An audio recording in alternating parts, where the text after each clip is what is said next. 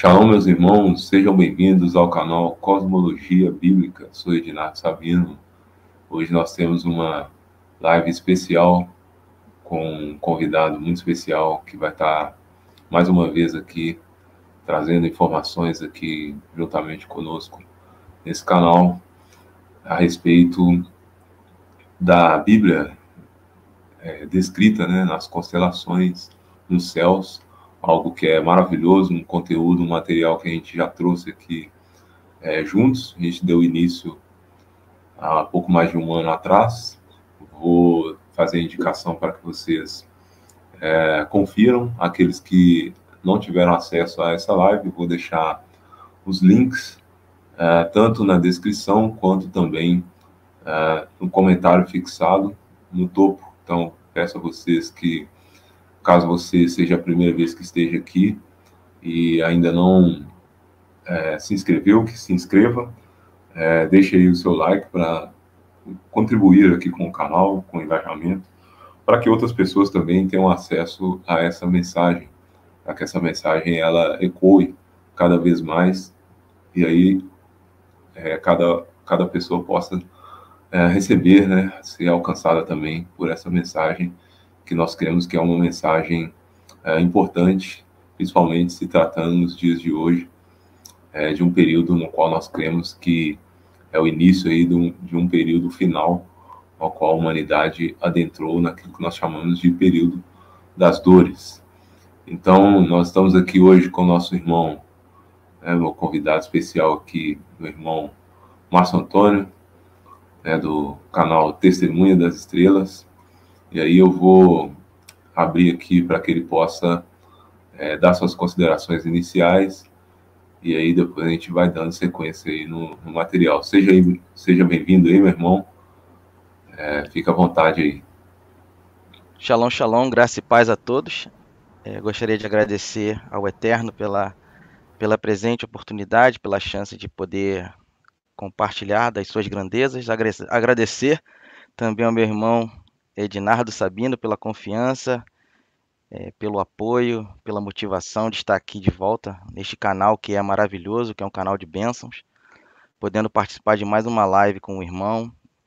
Agradeço também a minha família pelo apoio, pela paciência. Agradeço também a todos os que acompanham o nosso trabalho. E é um grande prazer estar aqui com vocês novamente. Isso aí, muito bom, meu irmão. Prazer é todo nosso ter você aqui, que faz um trabalho espetacular, trabalho aí, magnífico, né, para o reino aí, de fazer esse resgate, né, daquele conhecimento que nós sabemos que os antigos possuíam em relação às escrituras descritas no reino celestial, e isso fisicamente, de uma forma ali visível, a qual nós conseguimos decodificar, né, esses códigos que estão ali no firmamento, né, nos céus, e aí fazer a leitura, né, da Bíblia Sagrada, né, da Escritura que o Eterno deixou para nós, não somente em códigos humanos, mas em código biológico, né, colocou ali à disposição das estrelas, de uma forma que a gente consegue fazer essa leitura compreendendo, né, aquilo que está escrito. E é muito interessante porque ele não só deixou a escritura gravada nos céus, mas também ele deixou na Bíblia, através de códigos para nós, em linguagens humanas, e também ele vem descrevendo, escrevendo a Bíblia dentro do nosso coração, através do nosso código do DNA. Então, tudo isso é muito interessante. Nós vamos trabalhar aqui, dentro desse material. E aí, você que é novo aqui no canal, deixa eu ver se eu já coloco aqui, para que vocês se inscrevam. Eu vou pedir, se caso é a primeira vez que você está aqui no canal, se inscreva aí no canal Cosmologia Bíblica. Nós temos também o canal no Telegram, né, que é o t.me/Cosmologia Bíblica. É uma extensão aqui do canal no YouTube, onde nós temos informações mais corriqueiras. A gente traz ali questões que, inclusive, a plataforma aqui muitas vezes acaba não permitindo. da gente trazer, e aí eu convido os irmãos a estar se inscrevendo no canal para poder ter acesso a mais informações.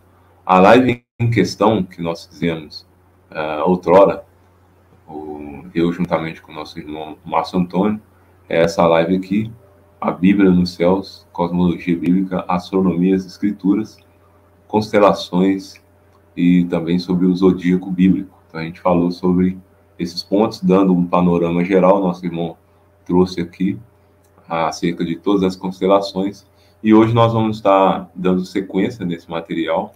É um material muito vasto, né, e a gente pede que vocês acompanhem, né, primeiramente, estejam assistindo, né, esse material que foi publicado há um pouco mais de um ano atrás, e aí, posteriormente, a gente vai estar dando retorno nesse material, a gente vai estar fazendo outras lives, trazendo mais informações para vocês, para que fique uma forma dinâmica. Então, a gente está repartindo esse estudo em algumas lives. Ainda não sabemos exatamente quantas vai dar até que a gente conclua esse estudo, que nós cremos que é um estudo de extrema importância para que os irmãos tenham conhecimento daquilo que o Eterno deixou descrito nos céus.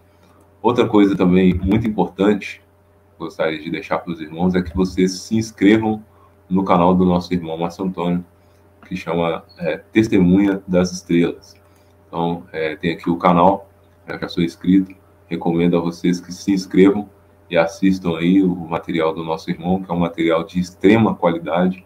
Ele vem trazendo aí um estudo muito importante, e ele vem estudando o máximo para poder trazer, né, essa leitura bíblica através das estrelas.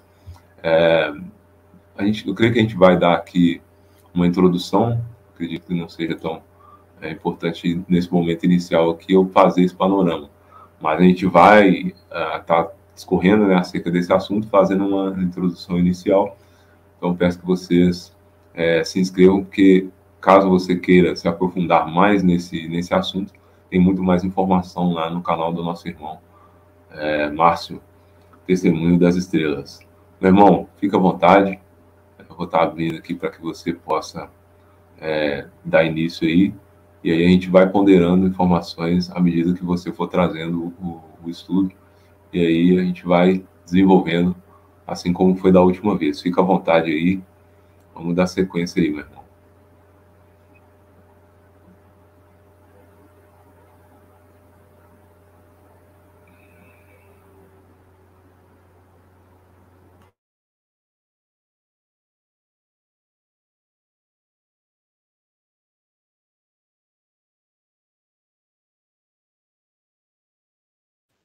Compartilhar minha tela com o irmão Ednardo.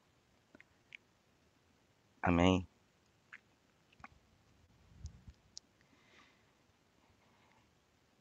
Então, a minha maior área de pesquisa como leigo, como uma pessoa simples, tem sido buscar estudar sobre a cosmologia antiga. E sempre numa ótica metafísica, espiritual e científica, de uma forma simples, humilde, onde praticamente todos possam entender facilmente os assuntos que muitas das vezes são profundos e importantes para o nosso crescimento na graça, no conhecimento, na sabedoria, para a salvação, com os estudos sempre tendo como base as escrituras sagradas, como bem colocou o irmão Ednardo. E os meus projetos para o canal e principais desafios, tais como manter um grupo também no Telegram, assim como o irmão Ednardo faz um excelente trabalho no Telegram, também tenho um canal no Telegram, manter esse canal ativo com os estudos e complementos dos vídeos, e também com reflexões bíblicas, algumas coisas sobre a atualidade, que ajudam muito no entendimento. Lembrando que há pouco tempo eu mudei até o nome do canal para Testemunha das Estrelas, justamente para ter em evidência o principal foco do canal, que é o Evangelho escrito nas constelações através da da astronomia bíblica, que é um conhecimento muito antigo, que vem desde Adão até aqueles que nós conhecemos como os antigos pais da igreja também tinham esse entendimento.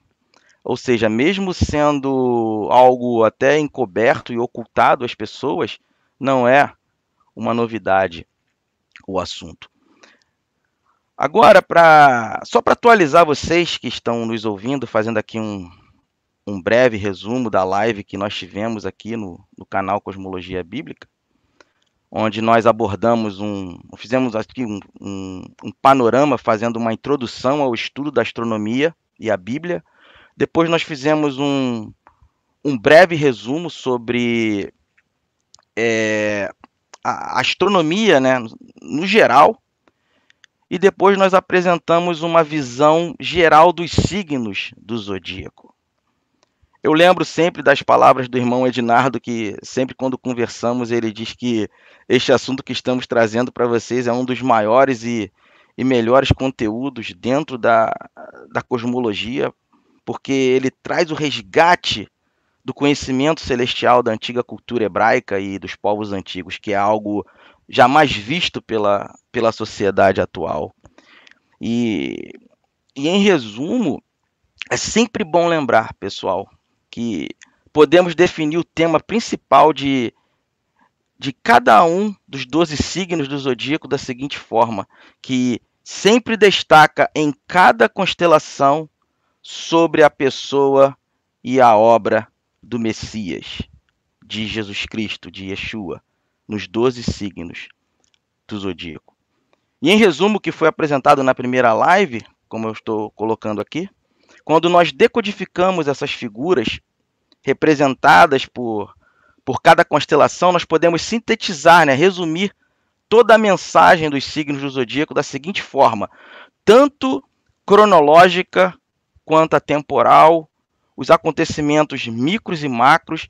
Reparem, por favor, que na medida que quando nós colocamos todo o zodíaco, todas as constelações dentro do planisfério celeste, as mesmas, em realidade, elas, quando nós olhamos, elas estão acima das nossas cabeças. Como um grande calendário, um grande relógio que sinaliza e conta a história da grande agenda do Criador, referente ao grande plano da salvação da humanidade. E na primeira parte, como nós vimos, o primeiro volume é dividido em volumes, o zodíaco. O primeiro volume da história celestial, escrita no firmamento, nos dá uma visão a partir do nascimento do Messias, passando por sua morte e ressurreição até a segunda vinda em glória. O seu início está na constelação de Virgem, que traz o quê? A semente prometida. E apesar desta semente morrer em uma cruz, no madeiro, para o pagamento dos nossos pecados, representado pela constelação de Libra, e ter, nesse processo, o seu calcanhar ferido, que é representado justamente pela constelação de Escorpião. Depois, a sua ressurreição esmagará a cabeça do adversário. E por causa disso, quando Cristo, o Messias, retornar, ele destruirá completamente a Satanás. E isso é representado na constelação de Sagitário. E já na segunda parte da história celestial, ela está centrada na morte e na ressurreição de Cristo. E ela nos conta a história da igreja, do corpo místico do Messias, da sua noiva, que é formada por pedras vivas, por pessoas. E quando essas pessoas estão juntas, formam a casa, a habitação do Eterno. E nós vemos a própria constelação de Capricórnio, por exemplo, apontando para o sacrifício vindouro que o Messias seria imolado, mas ele tornaria a viver. E por causa da sua ressurreição, o Pai derramaria o quê? O Espírito Santo, e as suas bênçãos espirituais sobre o seu povo, que é representado justamente pela constelação de Aquário. E apesar de limitados por sua natureza pecaminosa, né, as pessoas, no caso, representadas pela constelação, nesse caso de Peixes, onde no final os aprovados, os eleitos, no grande teste de carne e sangue, eles seriam o quê? Libertos pelo Cordeiro Pascal, pelo Cordeiro de Deus que tira o pecado do mundo, que agora reina dos céus, representado pela constelação de Áries. E na terceira e última parte, no terceiro volume da História Celeste, lida principalmente com a volta de Cristo para o grande juízo final. E vemos a constelação de Touro representando a segunda vinda do Messias, o qual virá com suas miríades para julgar o mundo, também citado nessa mesma parte no livro de Enoque. E após este julgamento, o signo, a constelação de Gêmeos, ela já entra em seguida, ela nos mostra o quê? A maravilhosa união do noivo com a noiva, os quais reinarão em perfeita paz. Depois temos a constelação de Câncer, também no terceiro volume, que nos fala da multidão de crentes, de servos, vivendo na nova terra com novos céus, na presença do Eterno Celestial, enquanto a constelação de Leão, ela termina a história nos mostrando o leão da tribo de Judá realizando o seu julgamento final sobre Satanás. Entendemos e acreditamos no modelo cosmológico hebraico que no geral é semelhante aos modelos das antigas civilizações que sempre entenderam que vivemos em uma terra plana e estacionária, onde a Terra ela é um plano, uma dimensão biológica que está dentro da esfera celeste. E também temos o firmamento que faz o quê? A separação das águas primordiais. Mas, na minha simples e humilde opinião, provavelmente ele seria até composto de cristal de quartzo, como bronze polido, porque este cristal, ao ser estimulado, ele produz energia própria, né? Temos até o exemplo, né, dos relógios de quartzo, etc. Apenas uma opinião do que eu entendo. E com o movimento de rotação da abóbada celeste gerado que a energia constante que é capaz de alimentar o grandioso e complexo e perfeito sistema Terra, a produzir todo o eletromagnetismo. E eu entendo que o céu ele funciona como se fosse uma grande tela de plasma, onde o Eterno, com todo esse funcionamento, ele projeta os seus sinais que foram colocados lá no firmamento, com grande sabedoria, perfeição.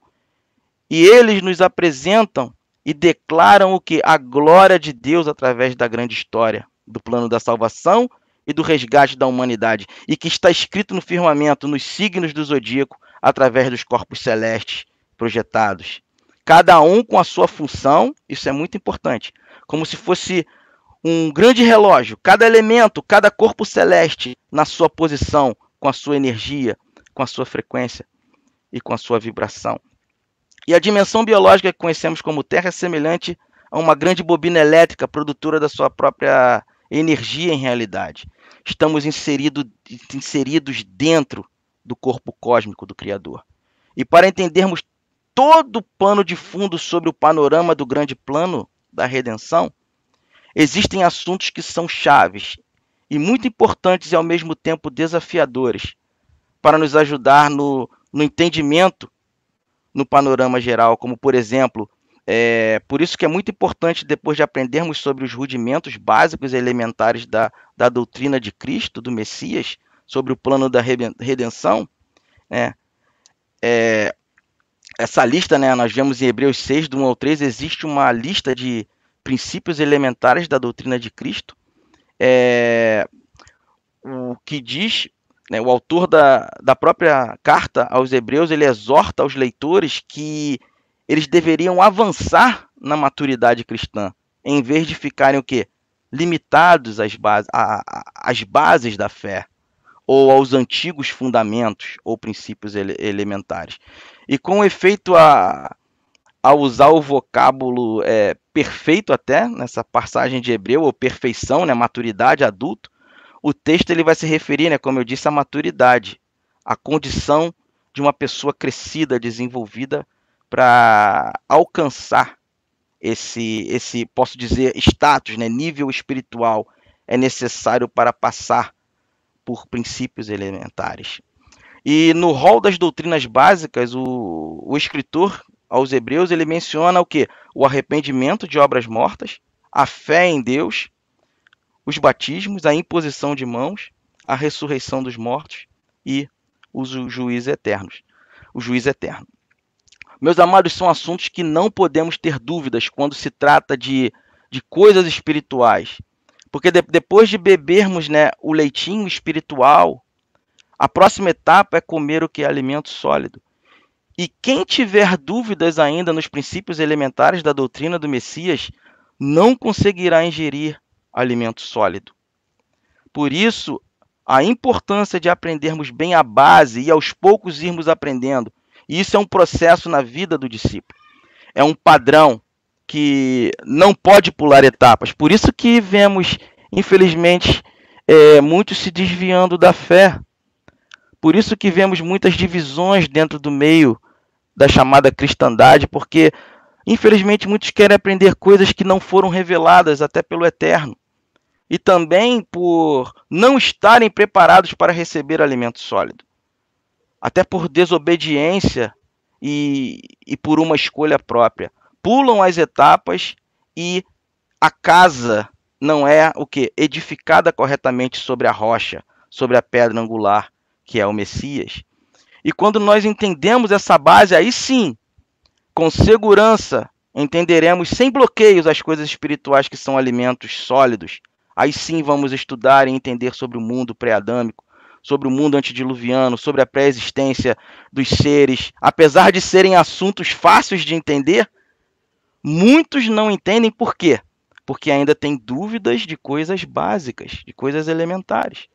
Entender sobre a semente da serpente, sobre a família divina, onde entra o conceito de monolatria, também sobre a cosmologia bíblica, que está ligado à astronomia em especial, que é o assunto que nós temos analisado lá no canal, e também aqui com o irmão Ednardo. São assuntos importantes, mas, infelizmente, muitos não concordam e até distorcem devido, principalmente por aquilo que a religião instituída pelos homens, junto com as estratégias e astúcias de Satanás e seus demônios, fizeram para tentar o quê? Ofuscar da humanidade a riqueza das Escrituras. E os problemas principais que impedem o crescimento espiritual, um deles é a própria preguiça, o desvio do foco em relação à pessoa e à obra do Messias. E, de fato, quando colocamos o ser humano em suas pretensões egoístas no centro da mensagem supostamente cristã, é impossível avançarmos um passo sequer. Irmão Ednardo, algum comentário? Por favor. Muito bom, meu irmão. Excepcional essa introdução. E é muito interessante porque muitas pessoas acabam crendo em fábulas, né? Assim como você chegou a mencionar algo nesse sentido, porque acaba que ao a pessoa ser bombardeada, né, por esse tanto de conhecimento, digamos assim, né, vamos usar essa palavra, que lhe foi trazido ao longo de toda a sua vida, mas sabemos que esse conhecimento ele é todo baseado em, para não dizer que seja uma mentira, que de fato é, mas no mínimo um equívoco em relação à cosmologia, a cosmovisão e a cosmologia, principalmente a cosmologia da astronomia atual, da astronomia moderna, chamada de moderna, porque através dessa base fundamentada da astronomia moderna, acaba que as pessoas não conseguem enxergar um padrão dentro da esfera celeste, né? Melhor dizendo assim. Então, as pessoas não conseguem compreender que existe um ciclo e esse ciclo ele é obedecido diariamente, e essas estrelas foram colocadas de uma forma intencional e elas respeitam um padrão. A partir do momento que você compreende a cosmovisão hebraica antiga, você consegue iniciar um tipo de estudo onde você consegue enxergar que tudo há uma razão. Esse padrão ele foi pré-determinado e a partir dali você consegue buscar quem pré-determinou esse padrão e você consegue fazer essa leitura enxergando, inclusive na Escritura Sagrada, que esse padrão ele foi determinado por alguém, uma mente inteligente, criadora, e essa mente nós chamamos de Deus, atualmente dentro da língua portuguesa, onde nós sabemos que é o eterno Criador que estipulou essa mensagem descrita nas estrelas. Então é extremamente determinante esse ponto, e você mencionou muito bem a cosmovisão hebraica. Nós sabemos que nós estamos inseridos dentro dessa esfera celeste, essa bolha cronológica, onde há a passagem de tempo dentro desse sistema biológico no qual a gente está inserido, e que fora dessa bolha está o reino celestial, melhor dizendo, acima está o reino celestial determinado pelo Altíssimo, pelo Eterno. Então é importante a gente ter essa noção de que apenas sabendo dessa informação, apenas tendo conhecimento dessa informação básica, que é o conhecimento da cosmovisão bíblica, a gente já consegue enxergar um pouco dessa astronomia, uma vez sabendo que o Eterno, ele criou as estrelas, ele criou todos os seres biológicos, os seres vivos, seres espirituais, todos baseados na energia, e principalmente na energia através do campo eletromagnético. Então é muito interessante tudo isso que você colocou, meu irmão, e pode dar sequência. À medida que você for traçando esses conceitos, eu vou trazendo alguns versículos, algumas questões, alguns entendimentos, para que possa a gente também conseguir compreender de uma forma mais clara e ampla todo esse conhecimento bíblico que está descrito nas Escrituras Sagradas. Até para poder ilustrar isso que eu estou dizendo, muitas pessoas já ouviram falar a respeito do Messias, principalmente como as Escrituras o chamam, uma de suas alcunhas, como o leão da tribo de Judá. É uma das questões pontuadas dentro da esfera celestial. A gente consegue perceber isso referenciado na constelação de Leão.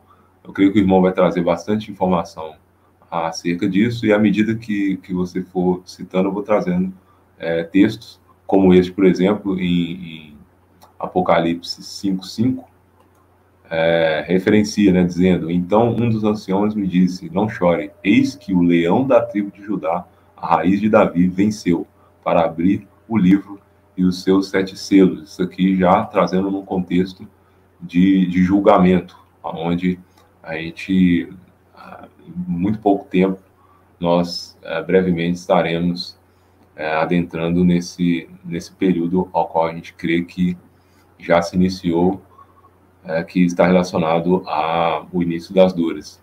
Mas, enfim, meu irmão pode dar sequência aí, está muito bom o estudo. Vamos dando sequência aí. Excelente, meu irmão, as suas observações para a glória do nosso Pai. Muito obrigado.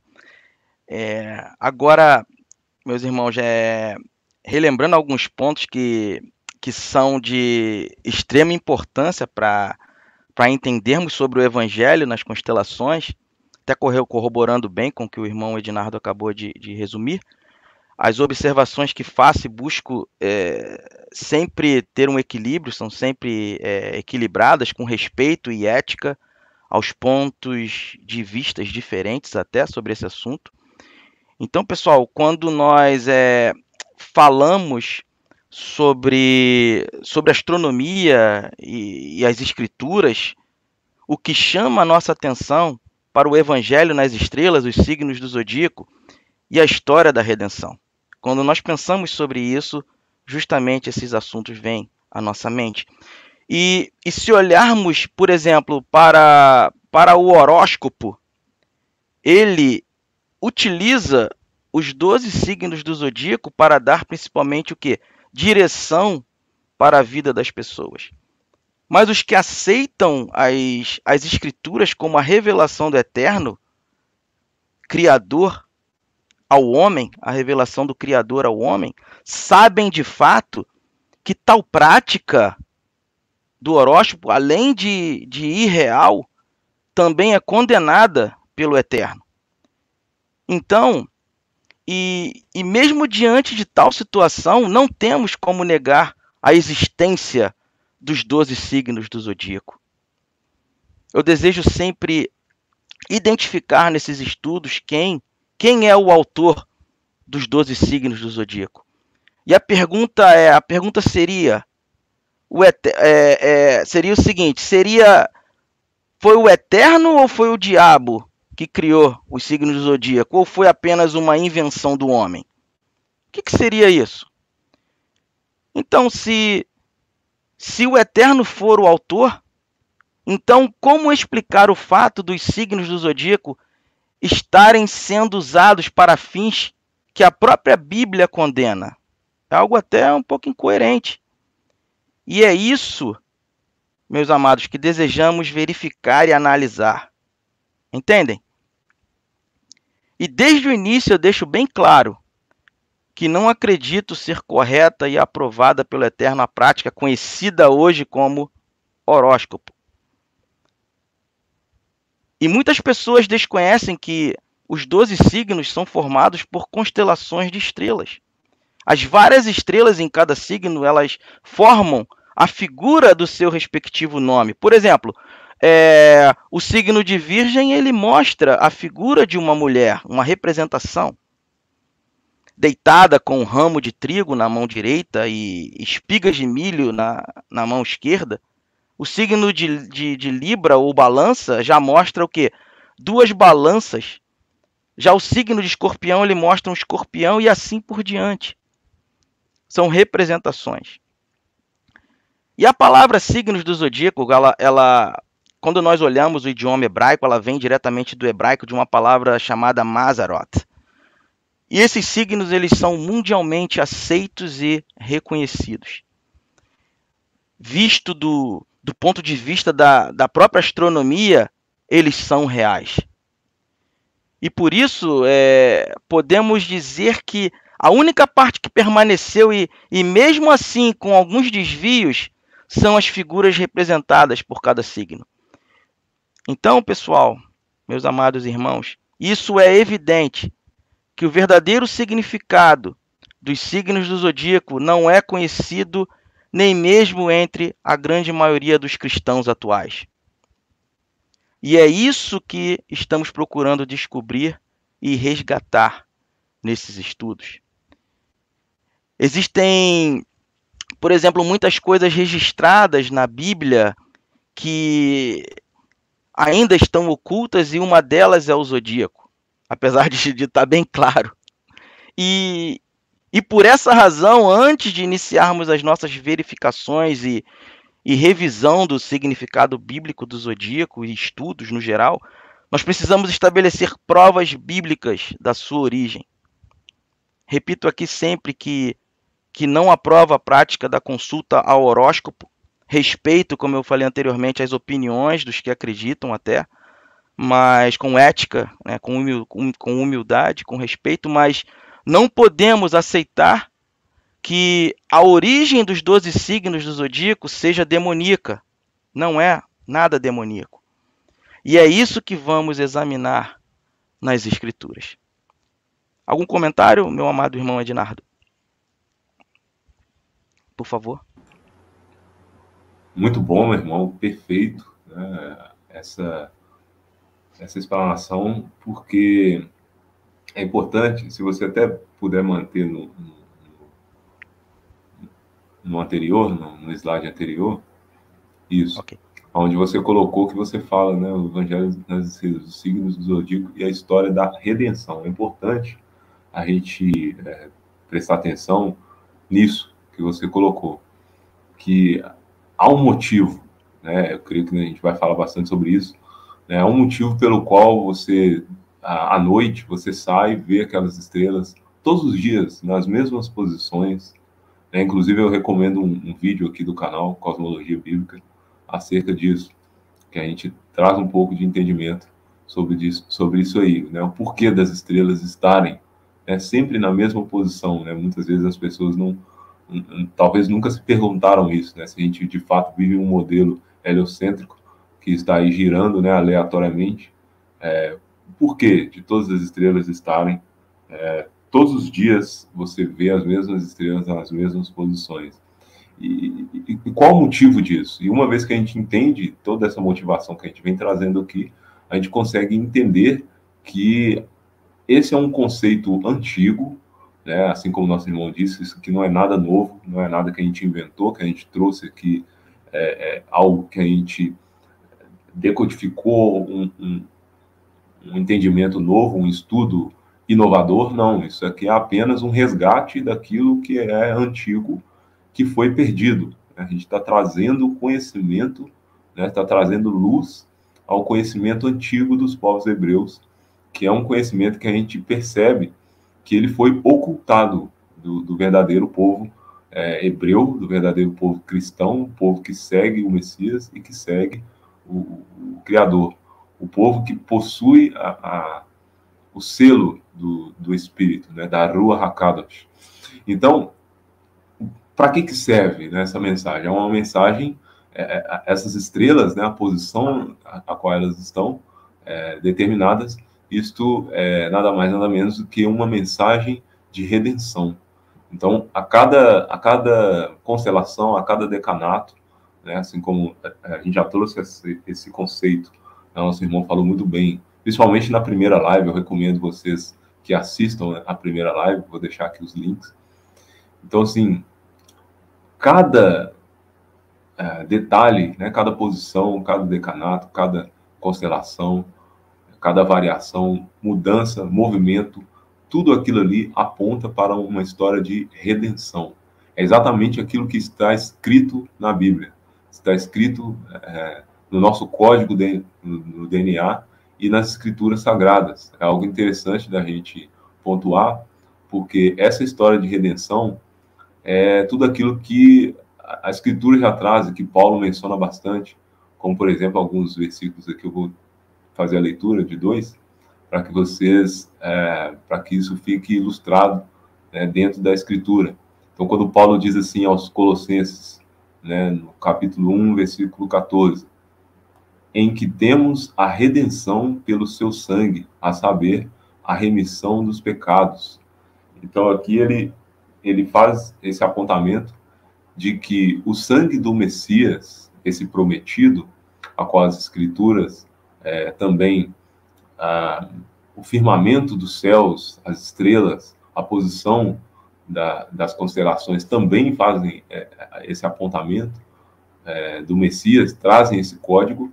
Ele aponta o quê? Que esse sacrifício ele foi feito para que a humanidade tenha essa chance de, através desse sacrifício do madeiro, o reconhecimento, né, receber essa seria uma chance de passar, né, na verdade, iniciar por esse processo de redenção, processo pelo qual inicia-se no momento que você nasce aqui, né, no momento que você adentra esse mundo biológico, e aí inicia-se esse processo de redenção. Ele é um processo ao qual você deve aceitar, né, ele não é tão simples assim, não é algo que todos passam sem querer, mas é algo que você precisa aceitar esse processo através da aceitação do sacrifício do madeiro, reconhecendo que o Messias veio aqui, entendendo isso, e aceitando o Espírito Santo, né, a Ruach HaKadosh, no seu coração. E a partir desse dia, a partir do batismo, né, isso seria um código que é alterado dentro do seu DNA, você começa a entrar por esse processo de redenção.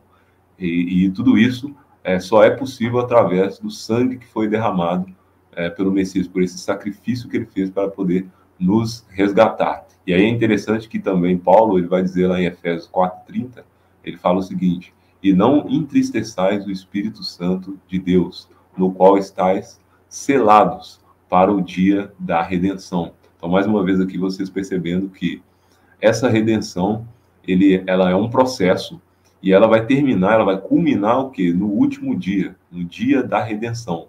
E esse processo, ele interpassa através da figura da Ruach HaKadosh, do Espírito Santo, né, do pneuma em grego, Ruach HaKadosh em hebraico, e do Espírito, ao qual habita naqueles que aceitaram e entenderam esse processo, né, de redenção, que passa pela remissão dos pecados, passa por todo um processo, o batismo, uma alteração, o arrependimento, você deixar as práticas malignas e passar a ter práticas benignas, vibrando na frequência do Altíssimo. Então, tudo isso é um processo, e é muito interessante a gente ter noção disso e saber essa relação que está ligada à redenção. Mas pode dar sequência aí, meu irmão, que o estudo está espetacular. Fica à vontade aí. Amém, meu irmão. Excelente suas observações. Pegando também, mais uma vez, os seus comentários também, dando continuidade, em realidade, meus amados, foi o Eterno Celestial quem criou os signos do zodíaco. E quando nós, por exemplo, eu separei aqui Jó, capítulo 38, versículo 32, está escrito assim,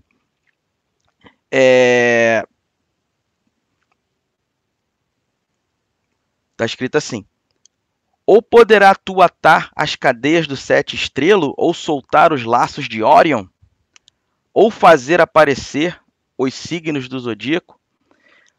Nesse mesmo capítulo, no mesmo capítulo 38 no livro de Jó, diz que o Senhor ele apareceu a Jó num redemoinho e em seguida ele fez por volta aí, se a gente for contar, de 50 perguntas só em Jó 38. E uma delas está na segunda pergunta do texto que citei aqui, no versículo 32, por exemplo. Ou poderás fazer aparecer os signos do zodíaco? Jó ele estava questionando o tratamento do Eterno, e ele lhe respondeu justamente revelando a sua grandeza e ao mesmo tempo a pequenez de Jó, diante de quê? Da soberania do Altíssimo, do Todo-Poderoso. E se você observar bem, as várias perguntas do Eterno têm uma nota comum, tipo assim, parafraseando: Jó, você é capaz de fazer isso? Jó, você é capaz de atar, amarrar as cadeias do sete estrelo? Ele está falando de constelações. Ou soltar os laços ou correntes do Órion, ou as Três Marias. Jó, você é capaz de fazer aparecer os signos do zodíaco? Observe bem que as respostas de Jó sempre são negativas, tipo assim: não, Senhor, eu não posso. Isso prova, meus irmãos, que os signos do zodíaco foram formados pelo Eterno. E essa passagem no livro de Jó não deixa qualquer dúvida de que Deus, o Eterno Criador, é o autor dos signos do zodíaco. Como eu até mencionei aqui anteriormente, a própria palavra hebraica, a própria palavra que é usada no texto de Jó para signos do zodíaco é Mazarot. Uma versão da Bíblia traduziu assim esse texto de Jó, pode dizer atar as cadeias das Pleiades, tem algumas traduções que falam assim, ou soltar as ataduras do Órion, podes fazer sair as Mazarot a seu tempo. Até a tradução de 1954, a tradução brasileira. Observe que na versão revista atualizada, a tradução é o quê? Os signos do zodíaco. É bem claro. Em outra versão, a mesma palavra foi traduzida até por constelações. E na tradução brasileira, como eu mencionei, o termo hebraico Mazarot foi o que? Mantido ali na sua originalidade. E além do Eterno ter criado as constelações do zodíaco, ele adornou os céus. Em Jó, está escrito em Jó 26, versículo 13, onde ele diz o seguinte, Jó 26, versículo 13, por meio de seu espírito, ele, o próprio Eterno Celestial, adornou o quê? Os céus. Sua mão formou a serpente fugitiva. Observe bem o termo usado. Deus adornou os céus. Deus, o que ele enfeitou, ele embelezou a própria língua hebraica. Isso é fantástico. O entendimento, né, que a própria língua original nos fornece. A língua hebraica nos fornece o entendimento de que o próprio Eterno ele fez o que? Uma obra de arte. O que mais poderia ser senão a produção de quê? De cada signo com as estrelas? Eu entendo que não há dúvida, meus amados, de que Jó aqui ele se refere às constelações. E que o significado do texto é que a grandeza e a glória do Eterno são vistas na formação sublime e gloriosa das constelações que adornam o céu. E a própria utilização dessa palavra adornar, ela é muito significativa também, porque ela indica principalmente a ideia de ornamento, né, de embelezamento. Eu creio e é bem óbvio que Jó se referia aos 12 signos formados pelas várias constelações, mesmo o livro de Jó tendo uma linguagem assim, tipo poética, ele está falando de coisas literais e espirituais, e até com o conceito da própria pré-existência. E o próprio Criador, testemunhando, ele apresenta o resultado da formação das constelações do zodíaco. Cada uma com a sua magnitude e brilho, com a sua energia, com a sua frequência específica e com a sua vibração. Cada uma com a sua função. Cada uma representando uma história, um significado e uma das coisas mais lindas posicionadas ali, embelezando o firmamento. Está escrito que Deus adornou os céus pelo seu espírito, pela Ruach HaKodesh. E observe bem que Jó, ele não disse que Deus criou, e sim que Deus adornou os céus. E esse embelezamento foi obra de quê? Da sabedoria da própria Ruach HaKodesh, o Espírito Santo, né, que conhecemos como o Espírito Santo. E as estrelas elas foram organizadas, formando constelações. E cada uma delas forma uma figura correspondente ao seu nome. A constelação de Virgem, novamente eu dou esse exemplo, mostra uma virgem. A constelação de Escorpião, um escorpião. A constelação de Touro mostra um touro. Leão mostra um leão. E assim por diante. Seguindo sempre os mesmos padrões. E isso é o que é isso, no caso, que a palavra hebraica está nos ensinando que significa adornar os céus. E está escrito também que a estrela fugitiva, nesse caso, ou o dragão veloz, ela foi formada pela mão de Deus. Amados, não há como negar que o Eterno ele utilizou as estrelas para formar a figura de uma serpente fugindo. E essa é a afirmação clara no texto, até que eu li aqui em Jó 26, versículo 13, onde testemunha diretamente do céu que Deus, ele pelo seu sopro ou espírito, ele clareou, adornou, embelezou, ornou os céus e sua mão formou o que podemos traduzir como a serpente enroscadiça. Irmão Ednardo, algum comentário sobre essa parte até aqui? Por favor. Meu irmão, espetacular. E estão me ouvindo aí? Sim, acho que sim. Sim. Muito bom, assim, magnífico. E eu gostaria de ler novamente, né, lá em Jó, o versículo. Tudo aquilo que você falou é exatamente aquilo, né? O Altíssimo ele começa a arguir a Jó. E isso a gente traz com o intuito de quê? Para que vocês percebam a linguagem que é posta nas escrituras. E aí, assim como o irmão mencionou, e é um fato, muitas pessoas, na maioria das vezes, elas apontam o livro de Jó como algo poético. Ah, ali o Criador está apenas criando uma poesia, como se ele estivesse ali, sabe? Seu momento ali, tranquilo, olhando a natureza, e eu resolvi aqui criar uma poesia aqui no sentido filosófico. E não. Tudo que o Criador ele coloca para nós é algo com um motivo por trás.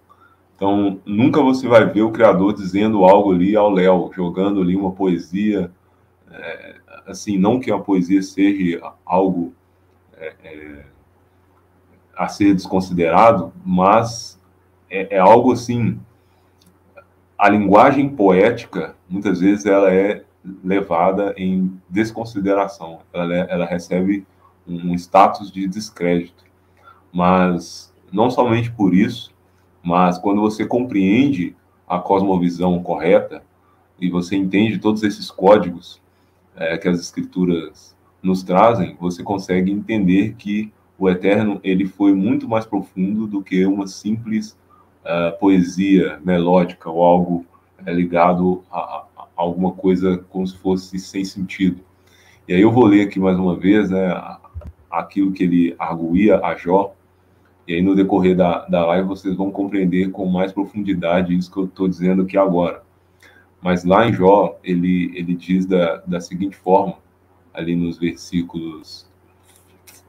o irmão ele fez a leitura do versículo 32, eu vou ler aqui antes um pouquinho, no versículo 31, uma dessas perguntas mesmo, e vou dar sequência. Então ele pergunta, será, Jó 38, versículo 31, será que você pode amarrar com uma corda as estrelas das 7 cabrinhas ou soltar as correntes que prendem as 3 Marias? Então vocês perceberam aqui a linguagem, né, que é trazida nessa outra versão.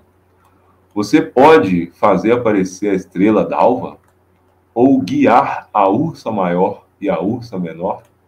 Você conhece as leis que governam os céus e sabe como devem ser aplicadas na terra? Então perceba aqui um padrão. Que padrão é esse? Que dentro das perguntas aqui que o Altíssimo faz para Jó, como se fossem espécie de perguntas retóricas, vocês percebem que ao perguntar aqui, por exemplo, né, você pode amarrar com uma corda, né, 7 estrelas, né, ou seja, as 7 cabrinhas, ou aqui soltar as correntes que prendem as 3 Marias, ou seja, ele está fazendo uma menção a um mecanismo que acontece no reino celestial, aquilo que a gente chama de catraca celestial. E aí ele está perguntando a Jó, Jó, você é capaz de fazer isso aqui? Você pode fazer aparecer a estrela d'alva? Ou guiar a ursa maior ou a ursa menor? Então, por que o Eterno ele faz essa pergunta? Não só para arguir a Jó, mas também porque hoje nós compreendemos, principalmente tendo informações mais aprofundadas dentro das escrituras, principalmente os livros, os quais são considerados como livros apócrifos, a gente consegue entender essa linguagem aqui, porque nós sabemos qual é a função das estrelas. Nós entendemos que as constelações elas são guiadas por seres celestiais. E aí, no momento em que o Altíssimo ele faz essa pergunta a Jó, como por exemplo aqui no versículo 32, você pode fazer aparecer a estrela da alva, ou guiar a ursa menor e a ursa menor, a ursa maior e a ursa menor. Então ele pergunta isso aqui, né? Se você pode fazer aparecer, é porque existem seres que são responsáveis por isso, por fazer aparecer a estrela da alva e guiar a ursa maior e a ursa menor. Existem seres celestiais que possuem esses atributos e essas funções nas regiões celestiais para que todo o mecanismo da catraca celestial ele discorra da maneira a qual o Eterno ele predeterminou no período da criação.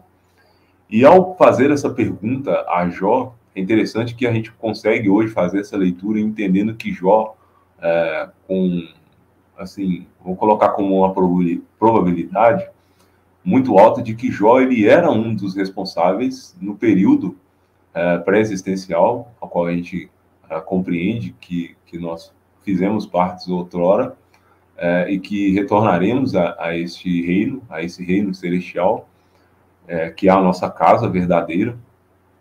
E aí, hoje a gente consegue ter essa compreensão de que Jó, há uma probabilidade de que Jó ele era um dos responsáveis e acabou perdendo esse posto.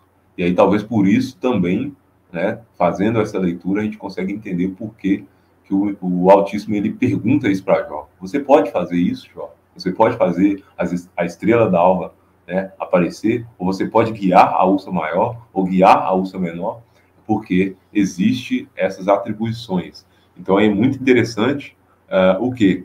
A gente entender que a criação do zodíaco ela foi determinada pelo Altíssimo e que ele determinou, né, ele colocou ali seres celestes, ou seja, anjos, né, aquilo que a gente chama em hebraico, né, de malar, a palavra que faz referência a mensageiros do Altíssimo. Ele colocou esses seres responsáveis por toda essa movimentação da catraca celestial.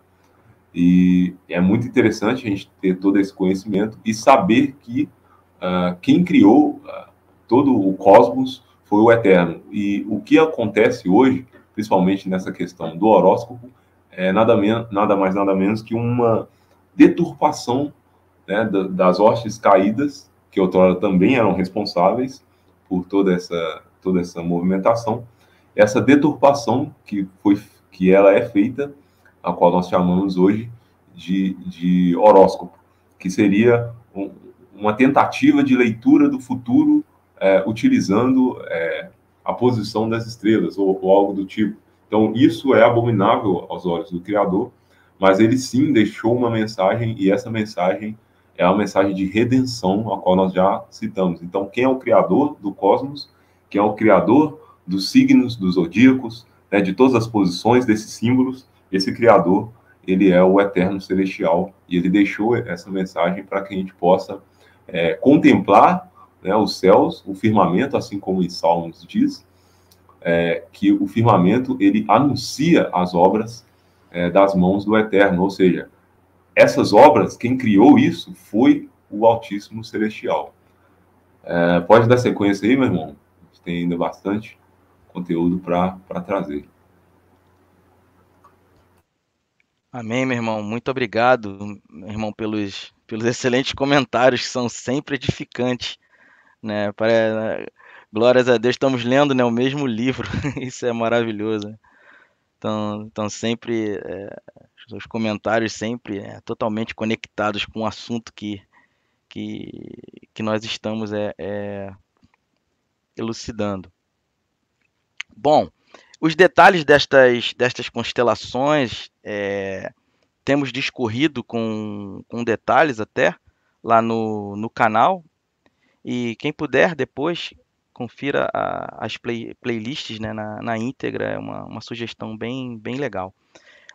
Bom, meus amados, depois de criar, de adornar as constelações, o firmamento com as suas, né, cada constelação com suas funções, energia, frequência, vibração, o Eterno Deus, ele dá nome às estrelas. E isso está escrito em Isaías 40, versículo 26, eu também separei aqui, Isaías 40, versículo 26, diz assim: Levantai ao alto os vossos olhos e vede quem criou estas coisas. Foi aquele que faz sair o exército delas, segundo o seu número. Ele as chama a todas pelos seus nomes.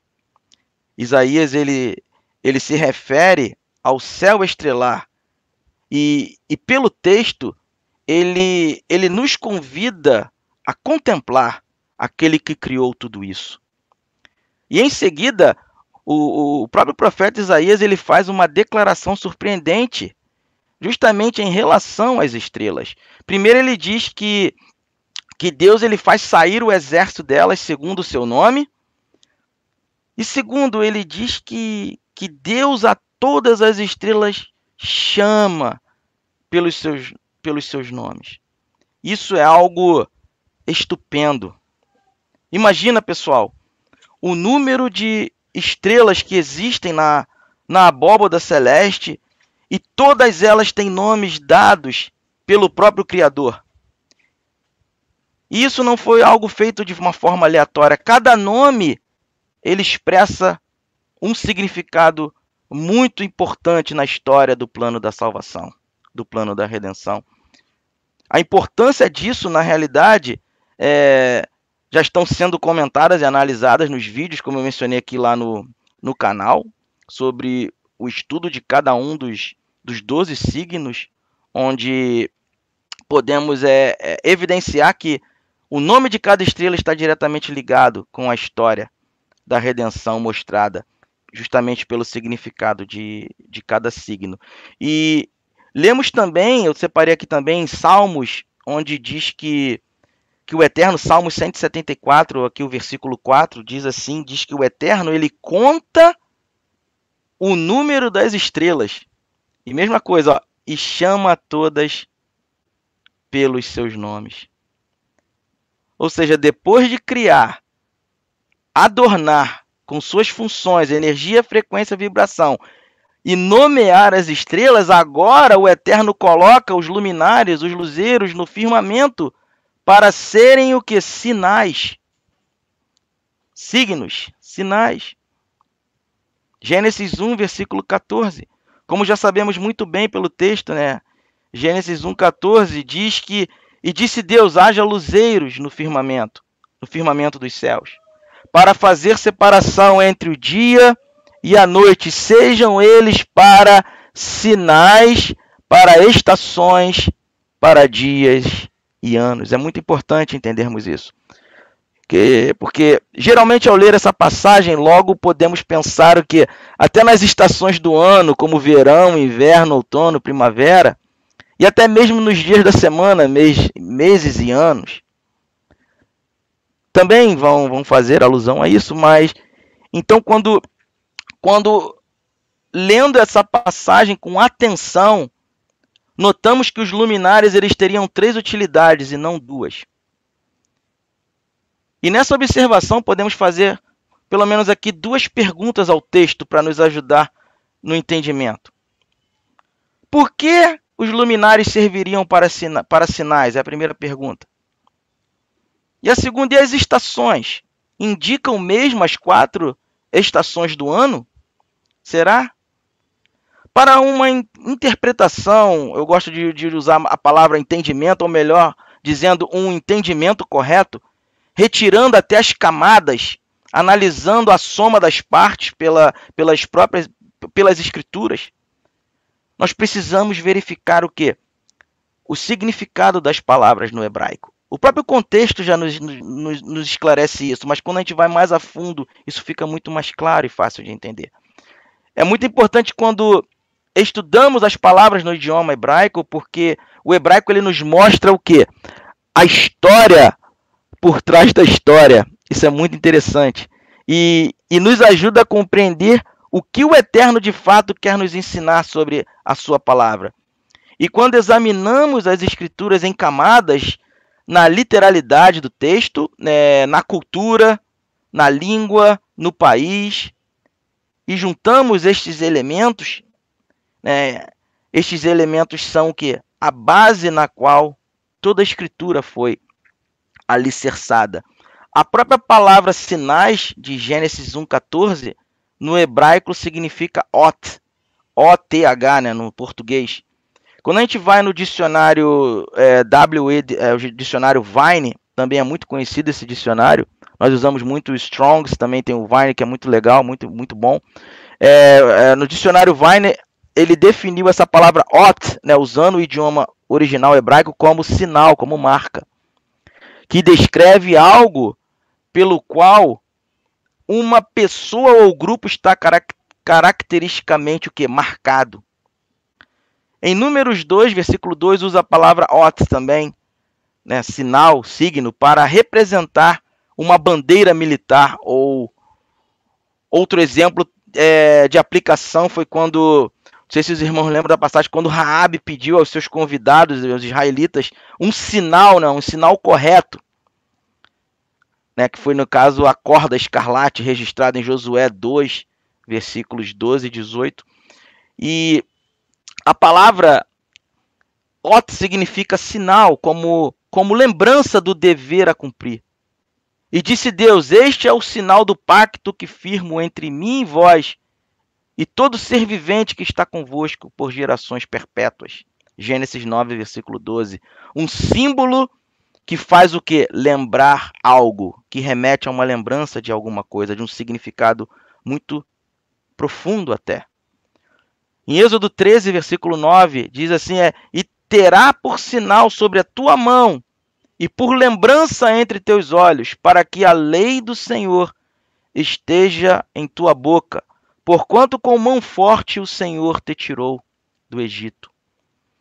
Meus amados, um sinal é algo que mostra a verdade de uma declaração.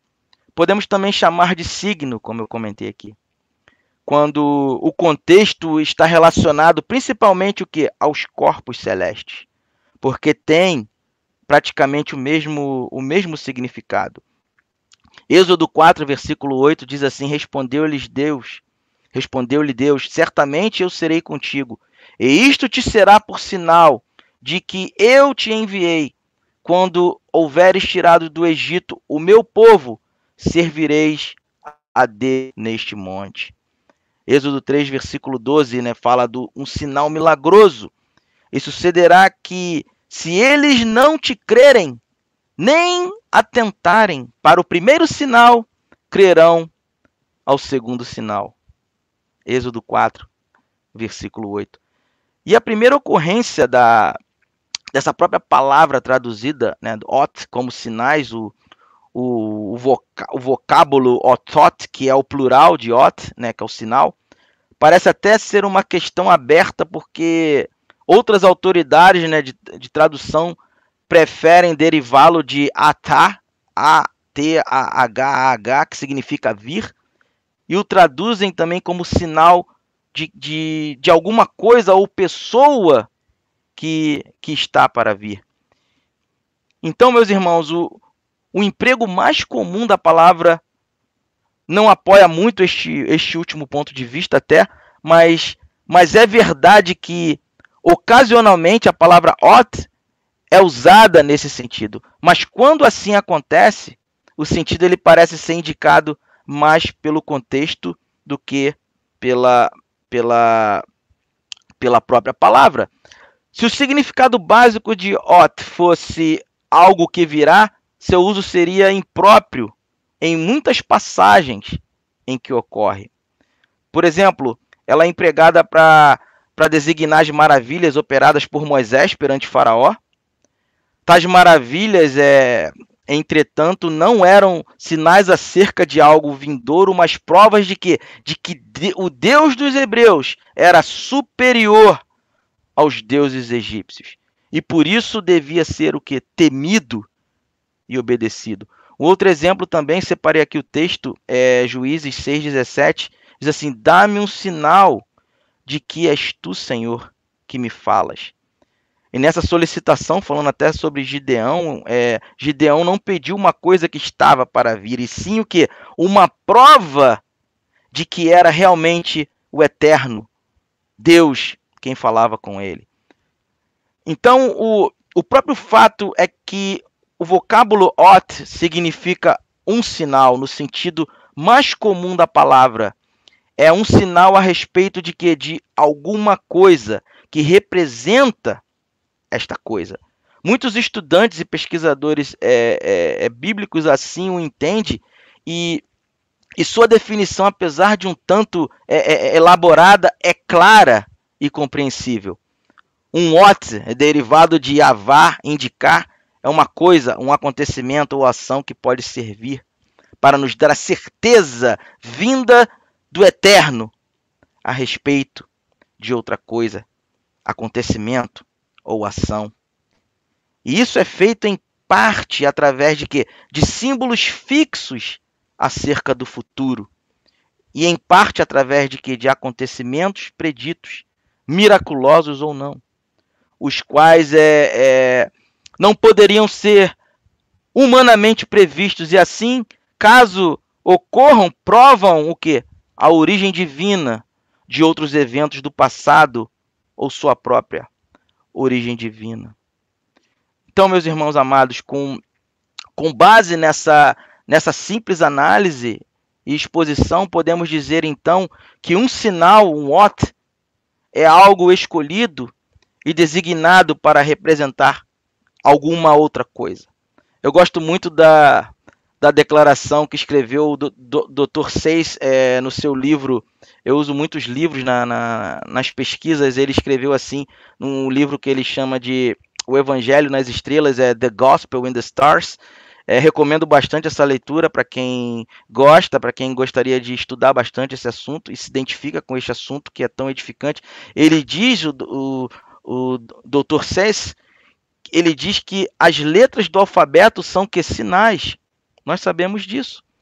E sinais de que de sons e de números também. As notas de uma clave de escrita musical são sinais. Sinais no nível e valor de certos tons de voz ou instrumento. E não existe qualquer relação entre esses sinais e as coisas que eles podem significar, a não ser que os homens concordem em empregá-los para esses propósitos. E essa própria declaração do Dr. Seuss é muito importante e eu entendo que faz todo sentido. E o seu completo significado como sinais é algo puramente convencional e à vontade, algo muito além e acima daquilo que pertence à sua natureza. Assim é com todos os sinais. Quando Moisés disse que o enxame de mosca seria um sinal para os egípcios, não havia nada na natureza da coisa para mostrar o que era representado por ela. Quando o profeta Ezequias, outro exemplo, que a volta da sombra do relógio de sol seria um sinal de que ele recuperaria a sua saúde, não havia nada na natureza da coisa ali para expressar o seu gracioso significado. Outro exemplo, Isaías andar descalço não tinha ligação natural com a conquista do Egito pela Síria, mas mesmo assim era um sinal daquele fato. E eu concluo essa parte aqui comentando sobre o termo hebraico otot, sinais. Ele aponta, revela claramente os signos do zodíaco, os sinais. E uma das finalidades dos luminares, como já sabemos, e é bom sempre reforçarmos isso, seria representar o quê? Outra coisa além da sua natureza e função natural. Esse termo otot, ele aparece, pelo menos no Antigo Testamento, quase 60 vezes, e sempre indica o que eu acabei de comentar e elucidar aqui. Uma coisa representando outra. E quando nós olhamos a palavra estações, no hebraico já significa moed. E quando a gente olha esse termo moed, que é traduzido em Gênesis 1,14 como estações, ele tem um sentido muito amplo no original hebraico. Ele deriva-se até de yad, que significa apontar, e o emprego mais comum da palavra dá uma ideia de algo fixo ou apontado. O próprio vocábulo ele é empregado para especificar um tempo marcado, uma cerimônia determinada, um local certo, um lugar certo, um povo definido. E quando usado em relação ao tempo, tem sempre em vista o quê? Um tempo pré-determinado, um período em que deverá o quê? Acontecer algo determinado de antemão. E neste caso, é útil notarmos que moed, embora seja aplicado nas formas as mais variadas, até jamais é usado nas escrituras no sentido que lhe é dado pela interpretação popular. ou seja, uma das estações do ano, como eu mencionei antes. O verão e o inverno no Antigo Testamento são chamados por seus respectivos nomes, mas jamais coletivamente como estações do ano. Existem várias referências aos fenômenos naturais que caracterizam essas estações. Nesse caso, então, o termo hebraico que representa o tempo ou estação do ano é sempre o seguinte termo, é et, E-T-H, e nunca moed.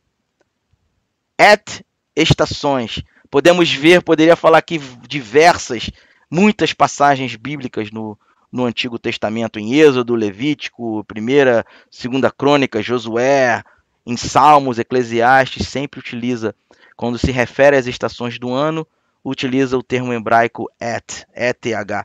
E o termo moed, traduzido, eu diria, até incorretamente, ou um pouco mal colocado, como estações, né, vamos dizer assim, em Gênesis 1,14, ele aparece mais 3 vezes no livro de Gênesis. E em todas elas o Eterno ele fala de quê? Do tempo, por ele designado, por exemplo, para o nascimento de Isaac, o qual Sara te dará a luz neste mesmo tempo daqui a 1 ano, Gênesis 17, 21. Não sei se os irmãos lembram dessa passagem. Outra, daqui a 1 ano, neste mesmo tempo, voltarei a ti e Sara terá o quê? Um filho. Tempo determinado, Gênesis 18, versículo 14. Outro exemplo, Sara concebeu e deu à luz um filho a Abraão na sua velhice, no tempo determinado de que Deus lhe falara. Gênesis 21, versículo 2. Então, meus amados, vemos que a declaração do livro de Gênesis, embora pareça contrária à nossa ideia sobre o que a Bíblia deveria dizer, é que a intenção divina era que os corpos celestes, além de suas funções astronômicas ou físicas, servissem para sinais. Isto é, para indicar algo, ou alguém, nesse caso, o Messias, é o tempo todo convergindo para ele, para a história dele, para o grande plano da redenção. E também para as estações, isto é, para os tempos, nesse caso as estações, para tempos determinados, dentro do cronograma do Criador. Em outras palavras, eles serviriam para indicar acontecimentos e também o que? Os ciclos ou períodos de tempos ligados a esses acontecimentos. Então, quando o Eterno disse que os luminares eles seriam para sinais, ele quis dar a entender que eles seriam usados do que? Para indicar algo além e adicional àquilo que eles evidenciam e manifestam, justamente em sua natureza e ocupações naturais e espirituais. Algum comentário, meu irmão Ednardo, para reforçar o entendimento, por favor? Irmão, espetacular. É algo assim, quanto mais a gente se aprofunda nesse conhecimento bíblico, fazendo essa leitura nas Escrituras Sagradas e ligando, né, conectando com as constelações, a gente conseguindo fazer essa leitura, enxergando a mensagem que o Eterno deixou para nós de forma macrobiológica, cada vez mais maravilhoso a gente compreender isso. E é interessante, eu separei algumas coisas aqui também a respeito da criação, e eu vou ler brevemente aqui, até para a gente poder já ir partindo para finalizar essa etapa, vamos dizer assim, né, que a gente decidiu dividir, né, esse estudo, que acaba sendo um estudo assim, muito vasto, muito amplo. O nosso irmão, ele faz parte aqui do canal, ele é um parceiro aqui, né, nosso irmão Márcio, está aí. A casa é sua, irmão, e você vai precisar voltar aí mais vezes, porque é um material muito vasto, a gente precisa dividi-lo senão fica muito enfadonho. Mas é algo assim espetacular, é algo maravilhoso. Quanto mais você se aprofunda nesse conhecimento, você entende e percebe, consegue enxergar quão maravilhoso é o Eterno e como o amor dele é grande, né? Quão grande é o amor do Altíssimo para conosco, deixando, né, o seu filho se entregar para poder nos resgatar, né, a ovelha perdida, o filho pródigo, e através da mensagem nos céus, ele deixar esses códigos para aqueles que conseguem ter ouvidos, ouvir, aqueles que conseguem ter olhos, conseguir enxergar, fazer essa leitura e entender através dessas chaves de entendimento da forma de interpretação judaica, da leitura através da língua hebraica, que é algo espetacular, e também, principalmente, né, existem outras chaves, mas principalmente também através da cosmovisão hebraica, né, do conceito cosmológico dos antigos hebreus, da visão do mundo. Então, assim, é interessante a gente perceber que ele vai colocar aqui o nome nas estrelas, né, assim como o irmão Márcio colocou aqui alguns versículos, alguns até acabam coincidindo, né, da gente abrir, mas eu vou fazer a leitura aqui de 3 versículos, um deles o nosso irmão já pontuou, e o primeiro deles é em Salmos, né, 147, né, logo ali no começo dos Salmos, né, vai estar da seguinte forma: Aleluia!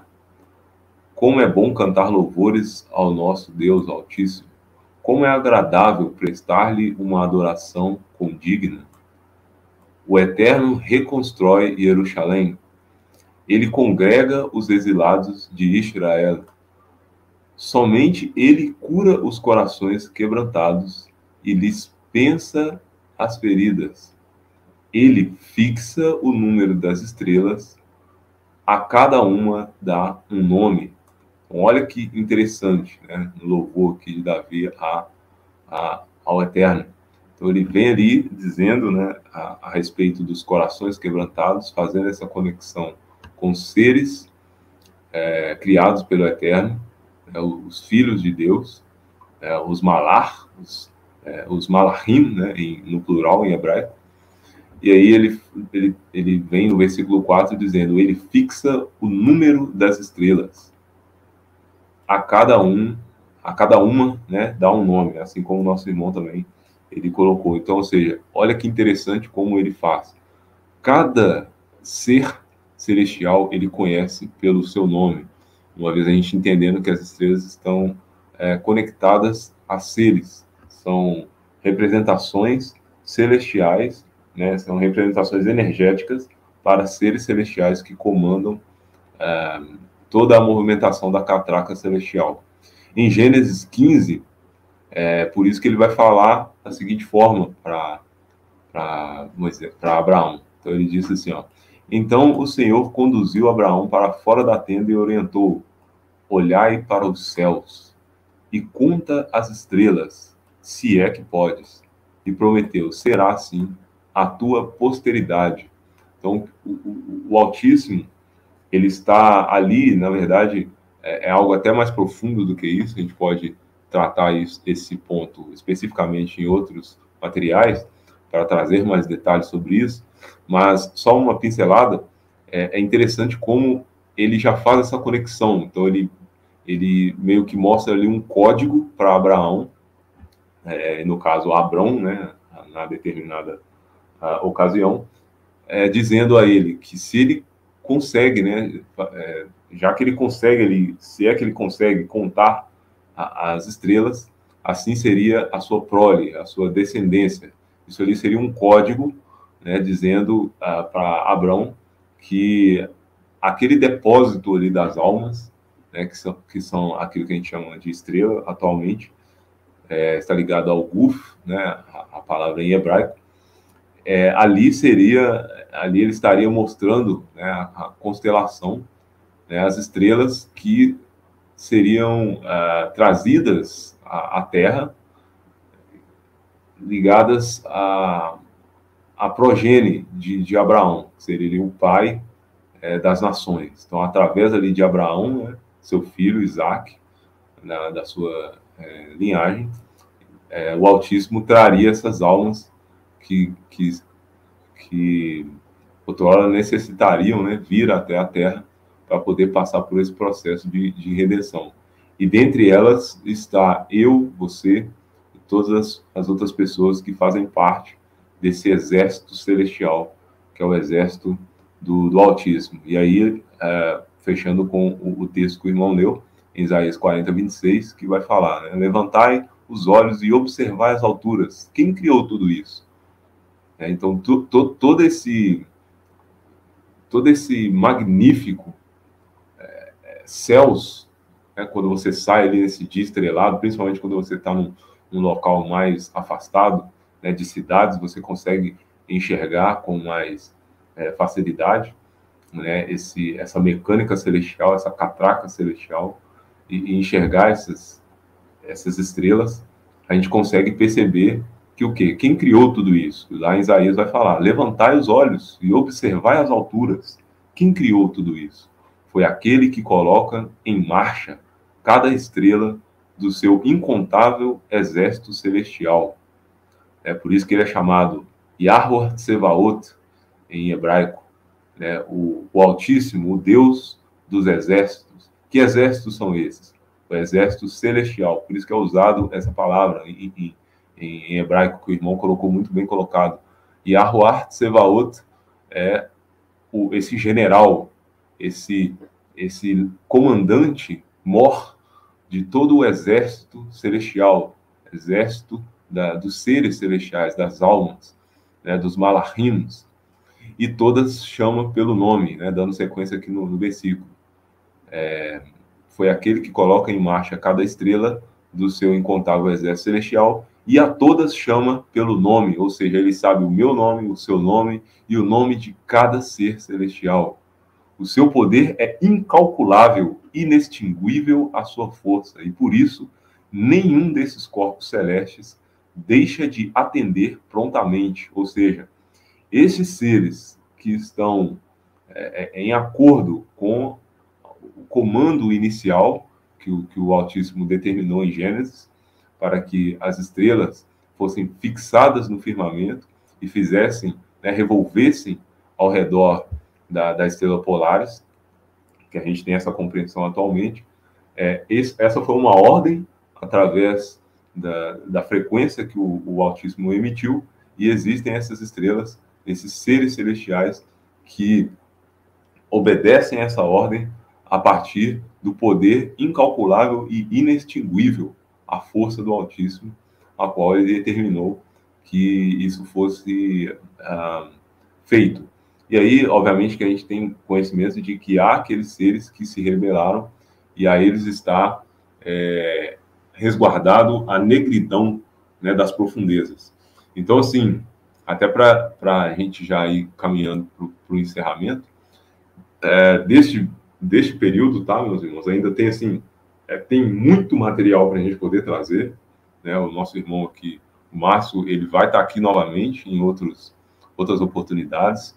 E aí eu convido a vocês, mais uma vez, que se inscrevam lá no canal, né, do nosso irmão Márcio, Testemunha das Estrelas, um canal, assim, espetacular, magnífico. Todo esse conhecimento, né, toda essa leitura das escrituras no firmamento, ele vem trazendo, né, trazendo de uma forma, assim, simples, humilde, mas uma forma profunda, que as pessoas conseguem entender, compreender e conseguir entender essa profundidade que as escrituras nos trazem. Gostaria de ficar aqui horas, né, com vocês, né, trazendo esse material, mas a correria, né, do nosso dia a dia acaba não sendo possível a gente fazer isso. E também aquelas pessoas que não conseguem ficar ali muito tempo presas a esse tipo de conteúdo.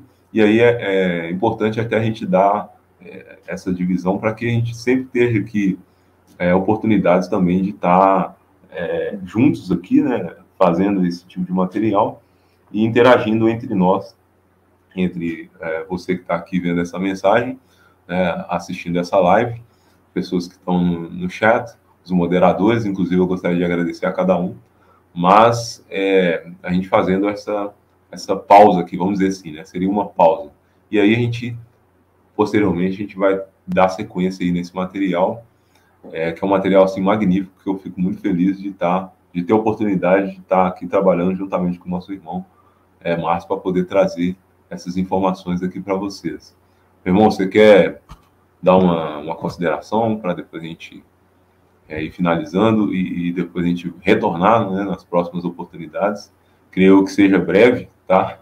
Gostaria que não demorasse tanto tempo assim para a gente poder trazer bastante material aí para o pessoal ter essa noção e compreender, né, essa escritura, né, que está descrita aí nas estrelas.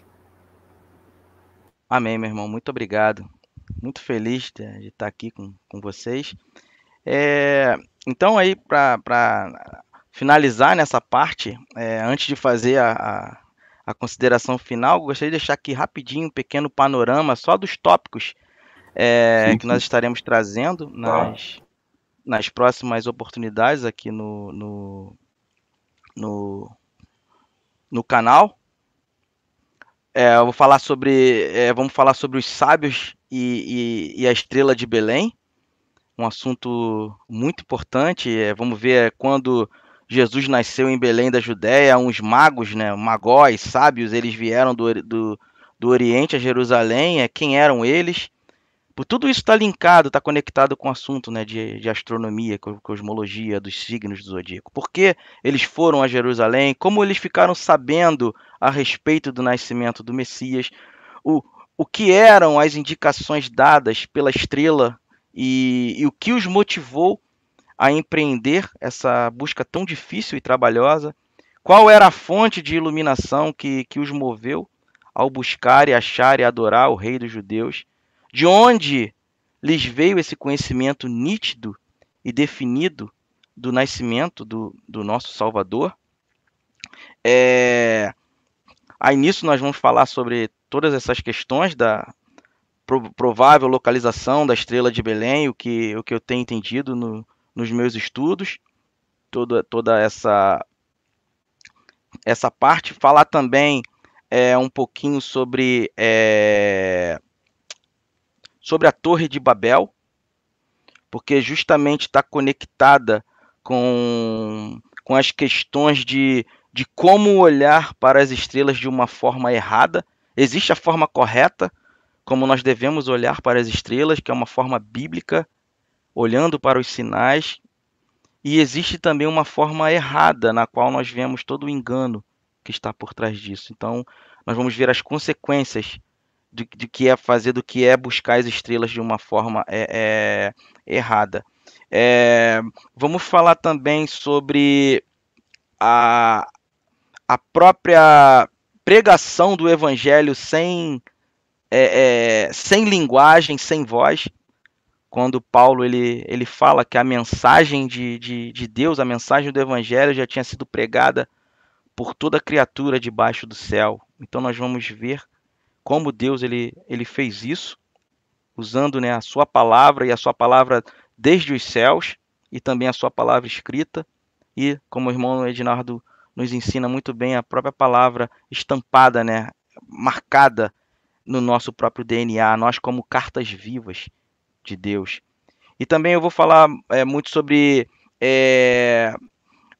as bandeiras e as insígnias do antigo Israel, justamente falando sobre as tribos celestiais, que nós vamos ver que é algo que já vem desde da eternidade, desde os céus, e que espelha aqui na terra, e nós vemos isso registrado nas Escrituras. Então, meus amados, eu agradeço aqui mais uma vez ao irmão Ednardo Sabino por mais essa oportunidade aqui neste abençoado canal. Agradeço a todos os que ouviram e assistiram essa live, e a todos que irão ouvir nas oportunidades. E se for a vontade do Eterno, que possamos fazer mais lives, como o irmão Ednardo colocou bem, juntos, dando continuidade a esses assuntos que sempre são desafiadores, edificantes e que nos motivam a buscarmos a cada dia desenvolver a imagem do Filho, do Messias em nossas vidas, sempre para a glória do Eterno. E mais uma vez, muitíssimo obrigado pela oportunidade, é sempre um prazer poder compartilhar as grandezas do Eterno. Parabenizo ao irmão Ednardo pelo seu trabalho, pela sua dedicação no canal Cosmologia Bíblica, sempre fornecendo e compartilhando materiais de qualidade, sempre muito edificante. Irmão Ednardo, que o nosso Pai Celestial seja sempre louvado por vossa vida, meu irmão. Live abençoada, para a glória do Eterno, para a glória daquele que criou todas as coisas. Amém? Forte abraço, shalom, shalom a todos.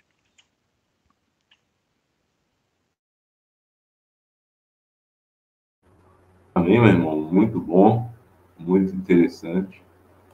Estou deixando aqui imagens para vocês aqui de um vídeo aqui no canal Cosmologia Bíblica, no qual eu deixei ali um entendimento, né, sobre um dos tópicos que a gente vai estar trazendo aqui, né, que o irmão vai explanar aqui, que é como, né, os chamados, né, magos, né, os magóis, aí, ele até citou, eu lembrei aqui da live. Então, como eles sabiam, né, do Messias, e aí eu estou deixando aqui para vocês imagens para que vocês vejam, né, posteriormente. Eu recomendo que vocês assistam esse vídeo aqui no canal Cosmologia Bíblica. Esse vídeo ele é acerca dessa mensagem, né, mostrando ali como os reis, os chamados, né, reis magos, que estão mais ligados a astrônomos, como eles ficaram sabendo. E aí deixar para vocês, né, essa pontada, vamos dizer assim, né, de vontade de querer saber mais, porque nas próximas oportunidades vamos ver se a gente já marca aqui para poder dar sequência nessa live, que é uma live assim espetacular. Esse é um assunto maravilhoso que faz com que as pessoas enxerguem, né, a grandeza do Altíssimo nos céus. E essa aí é uma tela, assim como o nosso irmão colocou durante a live, uma tela de plasma, na qual nenhuma tela no mundo é capaz de comparar, né? A maior tela que você tiver aí de qualquer tipo de tecnologia, de qualquer tamanho, polegadas, né? Se você tiver aí uma tela de 75 polegadas, ou até se você tiver um projetor aí, não vai se comparar com essa tela aí tridimensional que o Altíssimo deixou para nós, para a gente poder conseguir enxergar aquilo que a Escritura nos coloca. Isso aí está codificado nos céus, essa maravilha que o Altíssimo deixou para nós. E, meu irmão, sou muito feliz, né, de ter você aqui no canal.